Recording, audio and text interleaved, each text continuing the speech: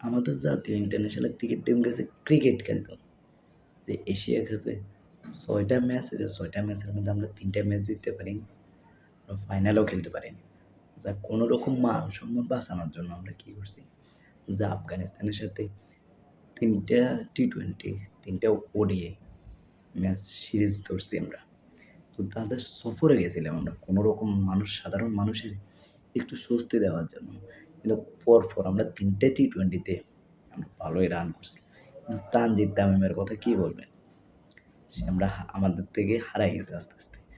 দেখ আমাদের সাইফ হাসান আমাদের একের পর এক যে পারফরমেন্সগুলো দিছিল, ২৪টা ম্যাচে তার পারফরমেন্স দেখে ১৭১টা ছক্কা, মানে টি-20তে। যাক এরপরে এখন ওডিআই দেখছিলাম যে ৩টা ওডিআই খেলছে। ওরে বাবারে! প্রথম ওডিআই ২২৮ রান আমাদের উইকেট পড়ে গেছে। তো আমাদের পুরো ওভার খেলতে পারেনি, ৪৭ ওভারে সবার প্যাকেট হয়ে গেছে।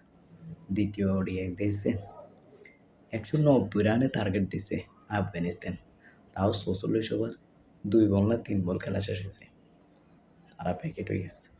তারপর আমাদের বাংলাদেশ নামার পর ওরে বাপরে, তানজিদ তামিমের ৫ বলে একটা রান লইতে পারেনি, হাতে আউট হয়ে গেছে। এই যে বাঙালিরা যে বলে যে মাছে ভাতে বাঙালি, এগুলোর কি জন্য বলে যে বিয়ে করার পর বাঙালি একবারে ধান খেতে হয়েছে। এই যে ওয়ান ডে যে আমাদের একের পর মানে উইকেটই পড়তেছে, মানে রানের খাতা আর খুলতেছে না। ১০০ রানে ৫৬ রানে দেখছিলাম ৫টা, ১০০ রানে অল উইকেট। মানে ওই সুইংগেম স্যাররে কী করবেন? আমাদের ওই এটার নাম কি, সুইংগেম স্যার। সুইংগেম স্যার শুধু সুইংগেম ছাগল, আপনি দেখবেন যে ছাগলের ছাগল পাতা কীভাবে ঘাস কীভাবে চাবায়, এতে সুইংগেম এভাবে চাবায়। এতে সুইংগেম চাবাবো না ব্যাটিং করবো, এতে নিজেও জানে না। না সুইংগেম চাবো না টিফিন করবো, এতে এটাও জানে না। আচ্ছা ভাই, তুই সুইংগেম যদি এত খানার দরকার হয়, তুই মাঠের বাইরে খা, তুই মাঠে খাইস না। আর যদি এত বেশি তোর প্রয়োজন তো খেলোস কি তুই সুইংগেমে চাবা। আর নয় একটা বুদ্ধি আছে, হাতের কী করো, ছাগলের লগে আর হাতেরে বান্ধি দেওয়ার দরকার। ছাগল যতক্ষণ ঘাস চাবাইব, ততক্ষণ সুইংগাম চাবাইব। মানে হাতের লগে আর ছাগলের লগে কোনো তুলনা দেখতেছি না। যে এমন একটা অবস্থা যে একটা ব্যাটার আমার মনে হয় টি-20 এই পর্যন্ত মনে হয় ৬টা আর ৯টা ম্যাচে এতে এখন ৩০টা রান করতে পারেনি। কালকের ম্যাচে দেখছিলাম মনে হয় ১৮ রান করছে।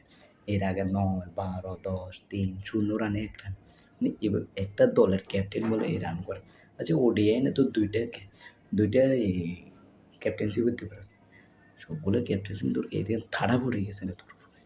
মানে ৩০টা রান তোর মনে হয় জোগান। একটা ক্যাপ্টেনের দায়িত্ব পালন করতে গেলে যে ৩০ রান লাগে। ওরে মাগো লর্ড বাবারা নামায় দিছে, লর্ড শান্ত। এটা গত ম্যাচও আউট হয়ে গেছে কালকের ম্যাচে। ও run out, double run out, মানে রান লইতে যায় ডাবল আউট হয়েছে এতে। আচ্ছা ভাই, তোদের এই অবস্থা কেন বলরা? এই যে ওডিআই বিশ্বকাপ থেকে তোরা তো বাছাই পর্ব খেলতে হবে তোদের। তাহলে তোরা এই যে মানে শেষ পর্যন্ত একটা ম্যাচ আছে আর বাংলা ভাষ বাকি আছে তোদের। শেষ পর্যন্ত তোর র্যাঙ্কিংয়ে তুই নামে দিবি। দীর্ঘ ১৫-১৬ বছর এখনও আমরা র্যাঙ্কিংয়ে নামতে পারিনি। ২০০১ সাল থেকে, আর এখন ২০২৫ এসে তোদের অধীনে আমাদের ওয়ানডে থেকে নেমে যেতে হইতেছে। তাহলে তোরা কেমন ক্রিকেট খেলতেছ আমাদের একটু বল। পাড়ার ক্রিকেট খেলতেছিস না নিজেরা ক্রিকেট খেলতেছিস? না ছোটো বাচ্চারা যেভাবে ক্রিকেট খেলে এভাবে, মানে প্রস্তাব করতে আর হাঁকো দিতে যাইতে লেট হয়, কিন্তু আমাদের উইকেট পড়তে লেট হয় না।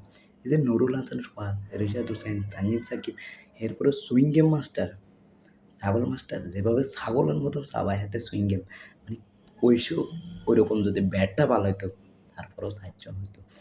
১০০ রানের ১০ রানে আমরা প্যাকেট হইতাম না এরকম।